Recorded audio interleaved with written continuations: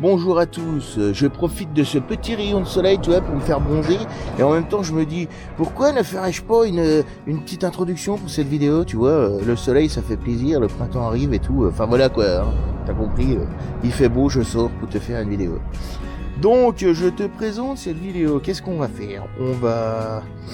On va modifier le Gencode, on va monter le moteur dans la bleue, j'ai envie de te dire.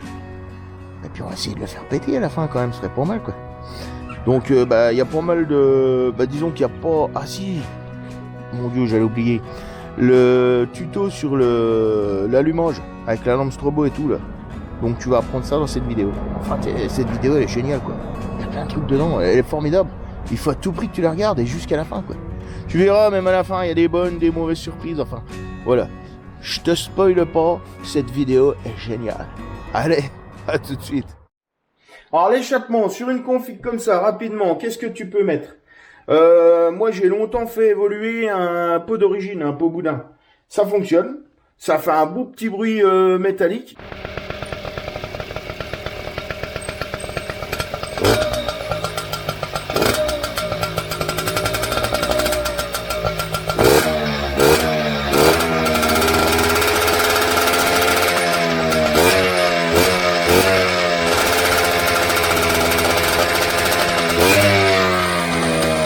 Ça fonctionne quoi. Donc avec un pot d'origine, allez, tu vas rouler à 80 GPS sans problème si tu fais le quintal avec une machine comme ça. Si tu voilà. Donc pot d'origine modifié, ça match. Pourquoi je suis passé à autre chose moi sur ma machine? Parce que le pot banane, j'ai remis ma chaudron en AV10 et avec le pot banane, le grand plateau et le pot banane, ça passe plus avec le garde-boue avant. Donc David, qu'on a vu dans une précédente vidéo, m'a gentiment offert un vieux Kenji tout rouillé, tout grippé, tout machin, que j'ai dégrippé, j'ai repeint et tout. Encore merci à toi, David. Et j'en suis super content. J'en suis super content. C'est pour ça que j'ai fait acheter un Gencode au pote, parce que apparemment ce serait plus ou moins la réplique. Le Gencode et le Kenji d'époque. Bon, ça me semblait important de te montrer ça. Après, de là à dire que le Gencode marchera moins bien, ça j'en sais rien. J'en sais rien. Je reviens au pot qu'on peut mettre sur la config. Tu peux mettre du pot serpentin aussi, hein. Moi j'aime pas. J'aime pas parce que on est en 72, ça vibre, tu verras le machin il va se découper de partout quoi. Y a rien à faire, n'importe quelle marque que tu mettes, tu vas t'amuser à le renforcer, le rebraser et tout, mais pour moi, je suis désolé, il arrive un moment c'est pas fiable quoi. Et tu peux aussi mettre du Doppler ER1 ou du Street Cup peut-être. Street Cup, je suis pas sûr. Mais le R1, ça match sans problème. Hein. Bon, tu vas avoir un moteur plus creux qu'avec un pot boudin ou un Kenji. Mais tu vas avoir un peu plus d'allonge. J'ai envie de te dire, avec une cage de vis, ce sera limite. Hein. Moi qui fais 100 kg, je montrerai pas un Doppler. Et je ne veux pas un pot à rotule parce que ça va vibrer et il arrive un moment où la rotule va se desserrer. Voilà. Il n'y a rien à faire, ça c'est un problème récurrent sur Motobécane, hein. C'est vrai qu'on aurait un cylindre à bride, on serait pas embêté, mais voilà, c'est comme ça. Donc, notre config, on va passer en Gencode, mais on va pas le monter en l'état. Pour moi, il y a 2-3 trucs à revoir. À l'époque, sur le Kenji, tu avais une patte soudée sur la corne, là, qui se refixait sur les carters. Là, apparemment, il arrive que ça coince... ça coulisse mal, la rotule coince. Bon, je vois que là, ils ont mis de la graisse. À mon avis, les mecs, ils ont appris de leurs erreurs. Donc, si ça coince un peu là, tu t'imagines bien que si tu essayes, avec les vibrations, d'entraîner ton coude juste par l'écrou du pot, là, il y a un moment, on va avoir un problème. Donc, moi, je veux ressouder la patte comme les Kenji d'époque, pour pas que ça bouge. Comme ça, t'as que ça qui est soumis aux vibrations. Et là, je vois pas ce qui peut se découper, quoi. Avec 2 points de fixation, normalement, on est bon. Et puis le restant du pot, il est fixé par un cylindre bloc sur le cadre. Donc lui, il n'est pas soumis aux vibrations, on n'aura pas de souci avec ça. Par contre, là-dedans, il y a des chicanes. Alors eux, ils sont gentils, ce qu'ils te vendent, c'est le truc là. Bah ouais, mais là, t'as plus rien du tout, je te dis pas le bruit du diable que tu vas faire. Hein. Donc moi, j'achète un tube perforé, une mitraillette KRM, tu vois. Donc là, t'en es pour 9 € et 9 €, tu rajoutes 18 balles à ton Gencode, et là, t'as un réel pot de détente avec une absorption, quoi. Bon, il y a un peu de boulot, hein. Faut aussi la laine de roche, si t'en as pas, allez, tu rajoutes peut-être encore 10 balles. Mais voilà, pour 100 balles, ou voire un peu plus de 100 balles, pour moi, t'as un pot correct. Et pour moi, c'est le pot ultime pour cette config. 100% couple. Moi, avec le Kenji, sur le plat, je suis à 85 GPS. Certes, si je mets un Doppler, je vais gagner 5 km/h, mais je vais perdre énormément en patate, ce qui m'intéresse pas du tout. J'arrive à rouler à 90 GPS, hein, la tête dans le guidon, on va dire un faux plat descendant, elle y va. C'est sûr, je me fais fumer par les potes qu'ont les autres, qui auraient la même config que moi en Doppler, mais bon, moi ça m'intéresse pas, tu sais. La plupart du temps en balade, qu'est-ce que tu fais, hein? Tu relances, je rappelle qu'on fait une mode de balade, tu relances, tu veux du couple, ouais, tu fais une pointe avec les potes, mais ça va être 5% du temps, on va dire. Le reste du temps, tu vas rouler à une vitesse de croisière de 60 GPS, et puis tu vas relancer, tu vas dépasser les potes, enfin voilà, ça va pas être non plus... on n'est pas sur un circuit, quoi. J'ai fait la petite patte de renfort, là, comme j'ai su le mien, le vieux Kenji, là. Voilà. Je pense qu'avec ça, je pense que ça devrait tenir, hein. Attends, t'as pas vu, il a même soudé là, l'autre malade, là. Ben dis donc. Je pense que si la mob s'autodétruit, c'est la seule chose qui restera en place, là. Voilà, voilà. Allez, la suite. Ça y était, hein. C'est pour moi.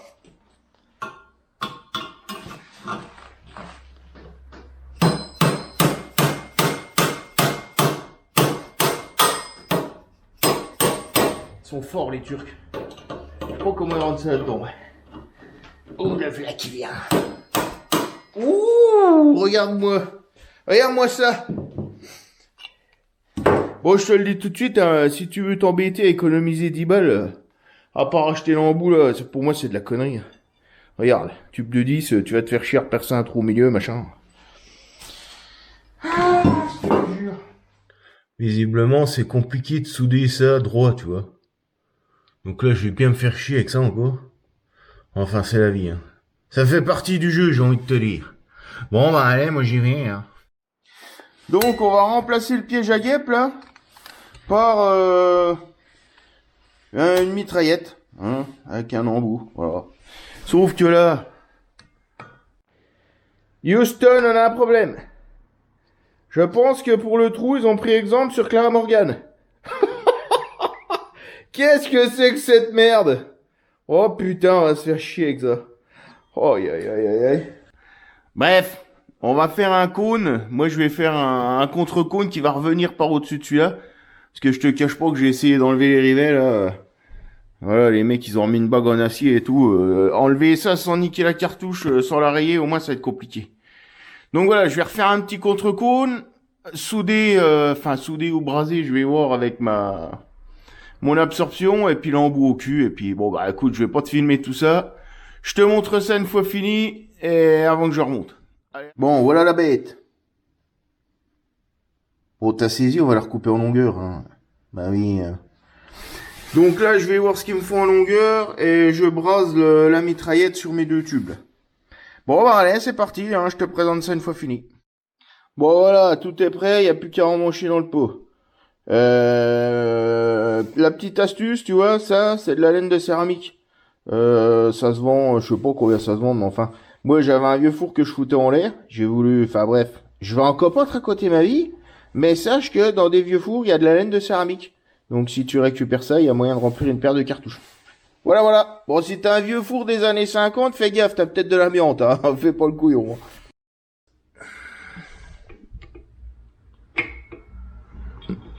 Non, qu'est-ce que c'est que cette merde?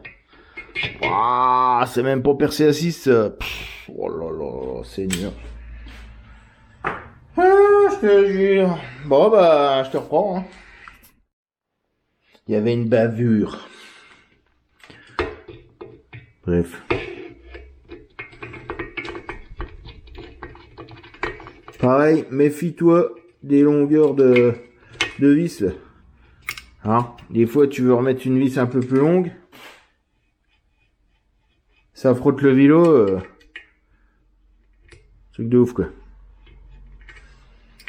D'ailleurs, je vais mesurer au pied à coulisses, là. On peut tout faire une connerie, hein.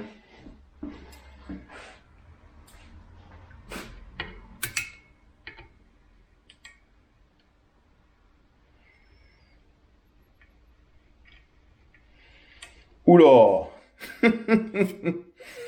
J'ai traversé le carter. Ah, je dois être dans le...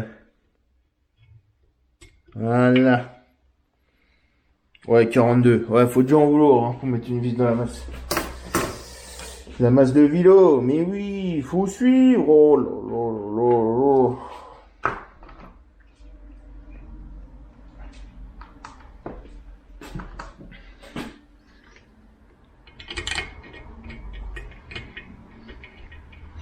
Bon allez, je serre ça, puis je remets l'embrayage. Hein.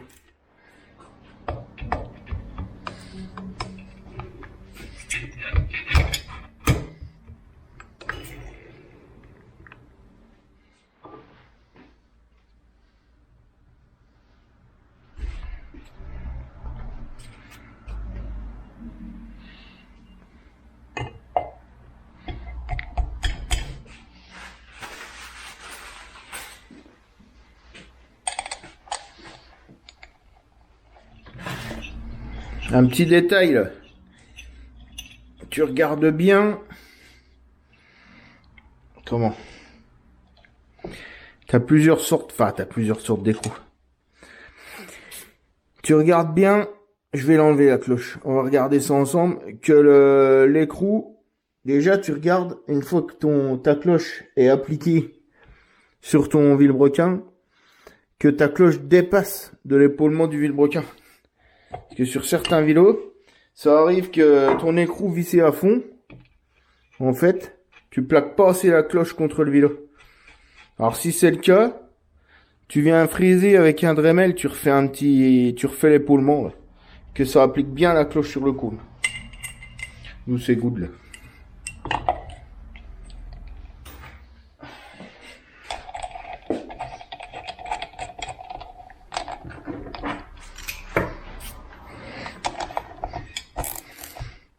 Bloc piston ou la petite clé à choc, pas trop fort, hein, ça va pas mal.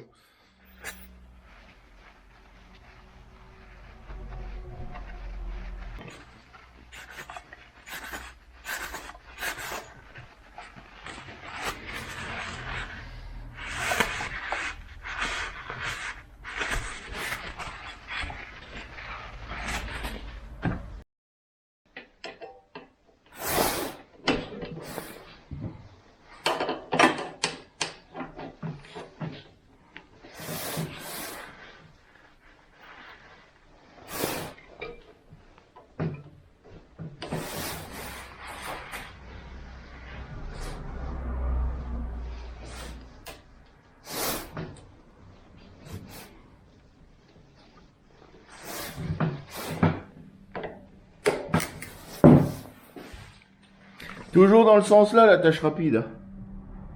Comme ça, si ça raccroche quelque part dans les carters ou quoi, t'as pas de risque que la chaîne s'enroule autour de ta cheville. Allez, on continue. Bon, je monte ça, mais là que c'est tordu là. Ça arrive souvent quand tu tombes avec les pédales, tu vois. Donc là, il va en commander un. Il m'a dit, oh le plateau, je l'ai juste nettoyé. Ça m'étonne de lui. Moi, je parie que quand il va changer l'axe, il va repeindre le plateau. T'en penses quoi, toi? Hein? Affaire à suivre.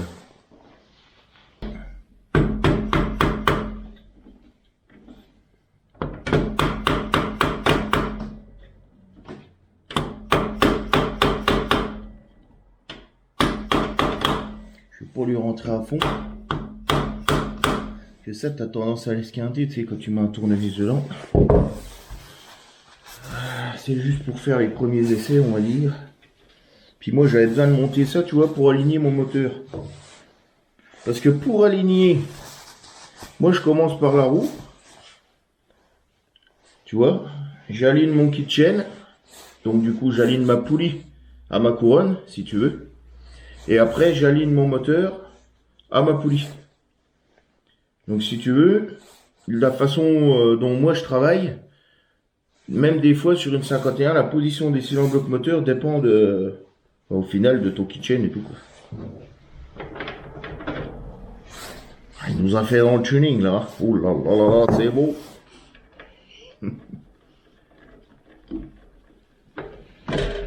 Reste avec nous.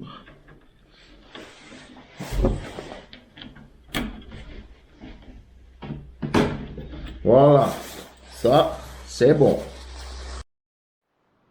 Volontairement dans cette vidéo, tu ne verras que mon travail, j'ai envie de te dire.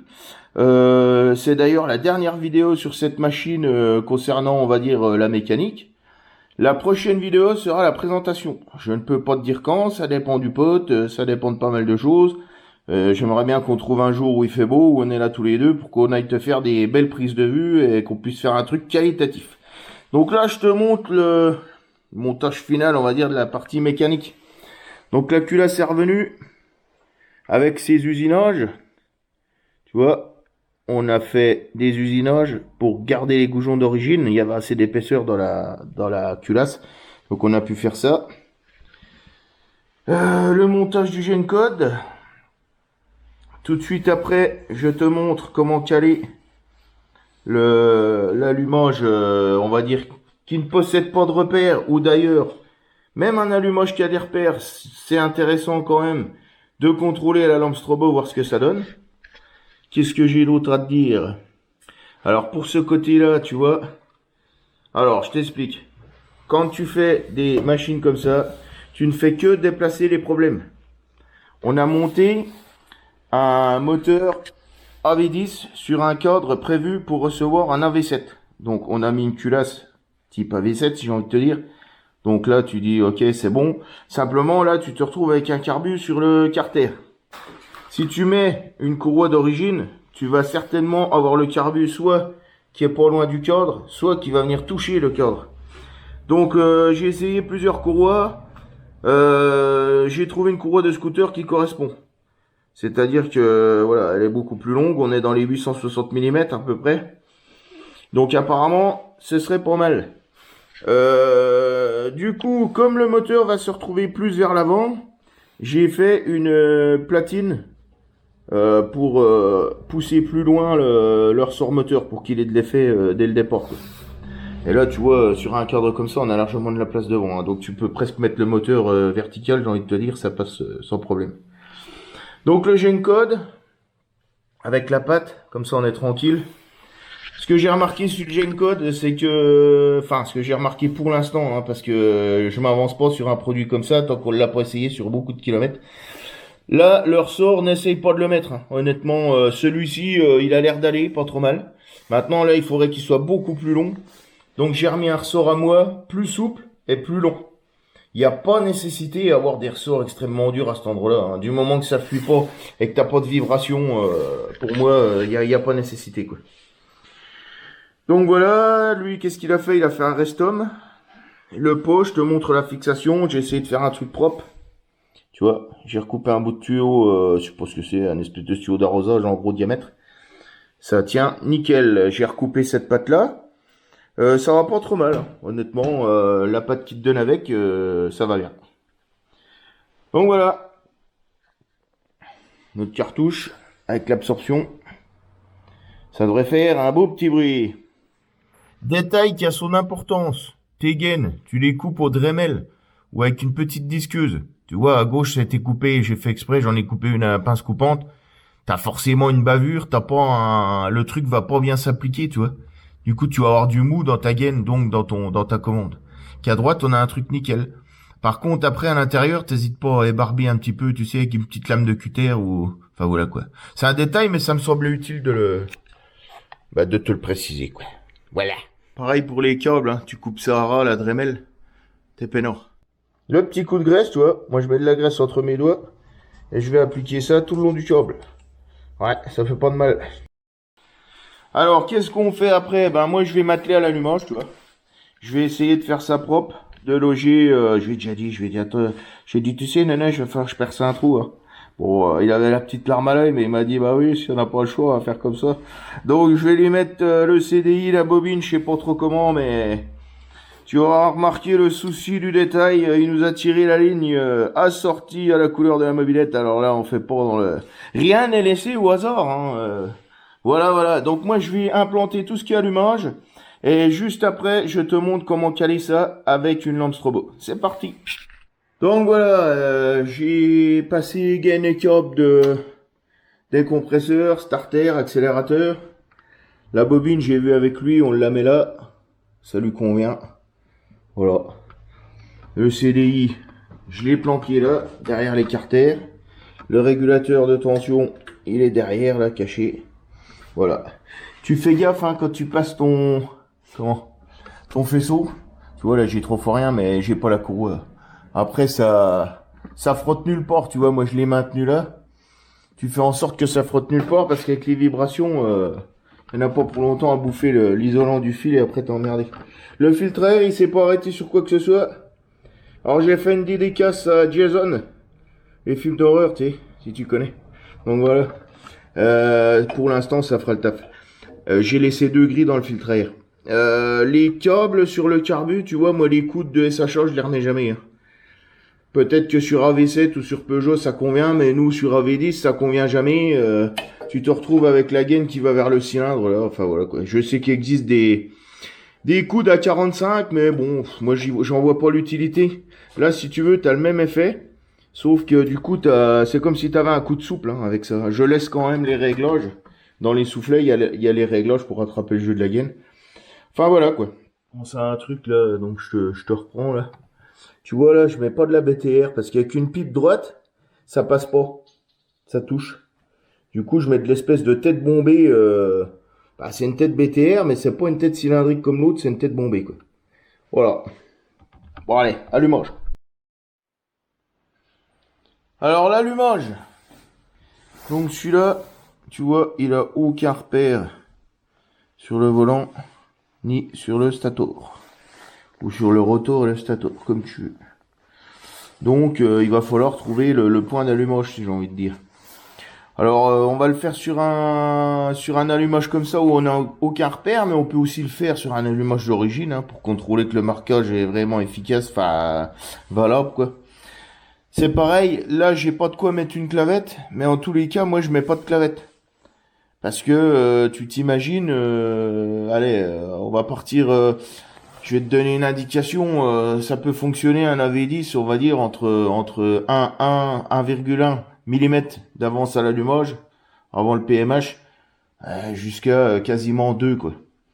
Et du coup, imagine un peu un dixième de millimètre au niveau du piston, ce que ça peut donner au niveau du creux de la clavette, quoi, de l'usinage de la clavette. Ça reste approximatif. Donc c'est pas mal, même un allumage d'origine, moi je regarde toujours le calage. Moi ce que j'ai pu remarquer c'est que même claveté, tu peux avoir de 1,3 à 1,7 avant le PMH. Donc ça peut être intéressant, ce qu'on est en train de voir, même pour un allumage d'origine, de déposer sa clavette pour éventuellement remettre de l'avance ou en enlever, je sais pas moi. Mais en général on en remet, mais enfin bref.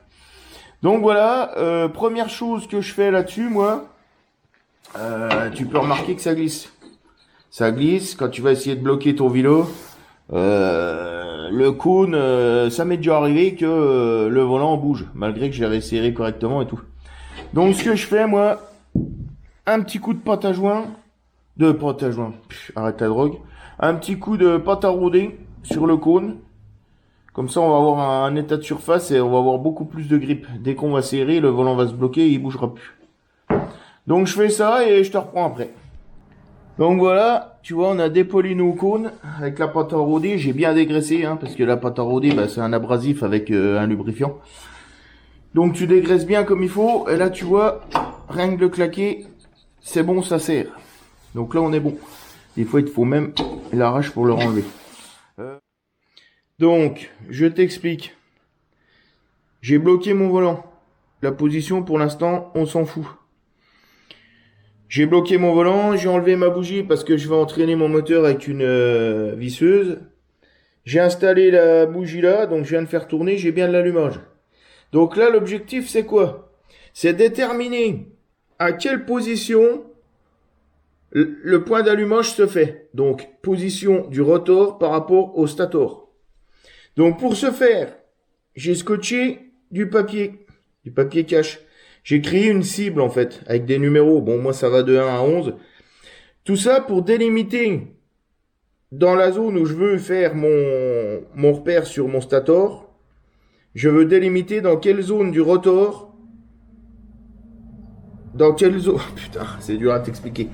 Je veux délimiter dans quelle zone du rotor va se faire le point d'allumage en face d'un repère sur le stator.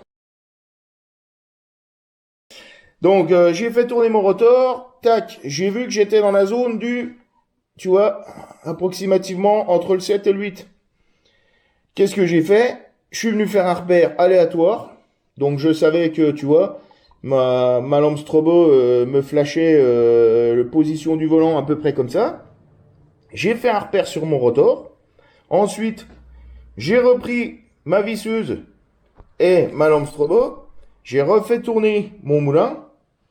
Et j'ai pu aller faire le repère précisément sur le stator.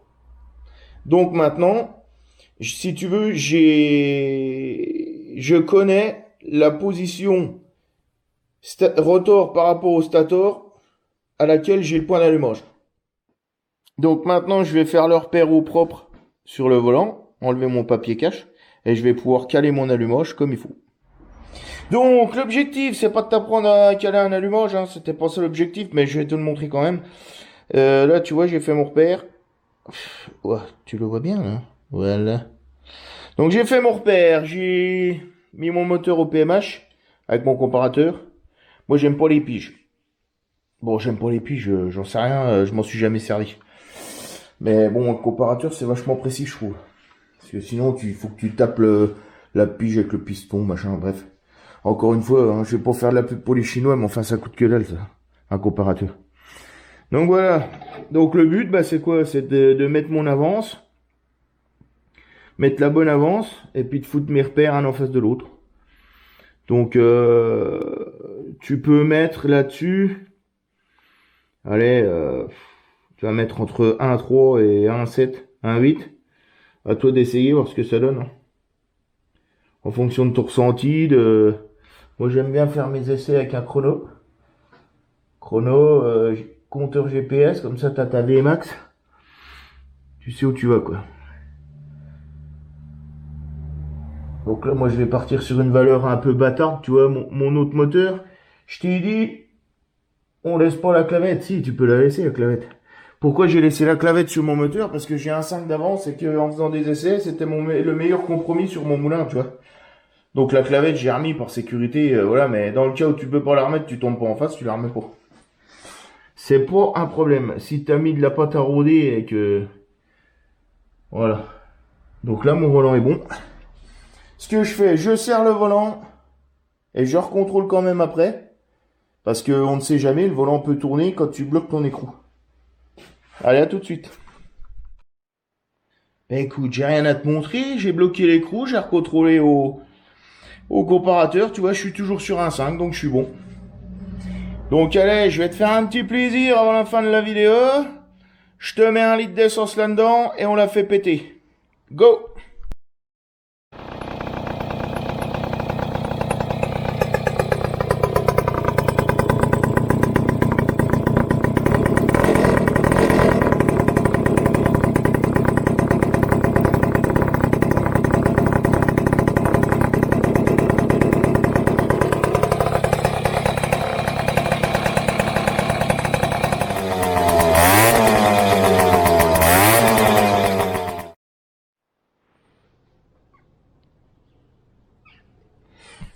Faudra peut-être mettre les rivets, non? Qu'est-ce que t'en penses?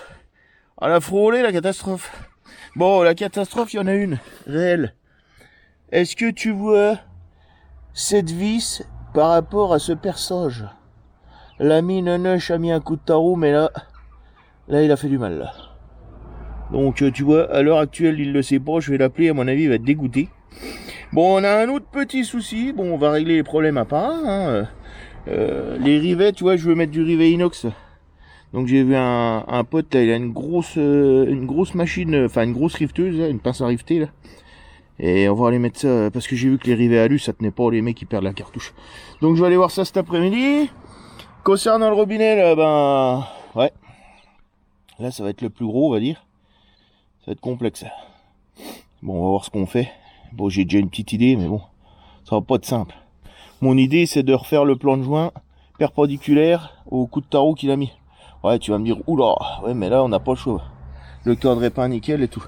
Sinon, j'ai une grosse vibration sur la machine et j'avais pas fait gaffe. Et tu ne verras pas non plus, je pense. Tu vois, la culasse touche l'arête du cadre. Donc, il faut que je redépose le moteur pour retailler dans l'alu de la culasse. Bah oui, tiens, on a que ça à foutre.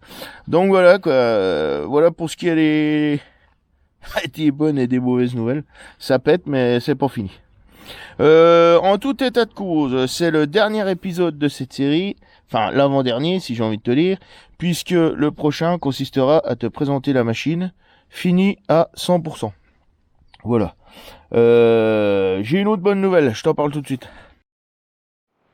Tadam! Enfin le retour du Carter. Tu dois te dire que tu devais trouver le temps long au sujet de la Fox, mais voilà quoi, c'est parce que j'ai eu des soucis. Bref, énormément de péripéties avec ce Carter. C'est pas grave, c'est que des gens qui ont voulu me rendre service. Donc encore merci à tous ceux qui ont œuvré pour ressouder ce Carter.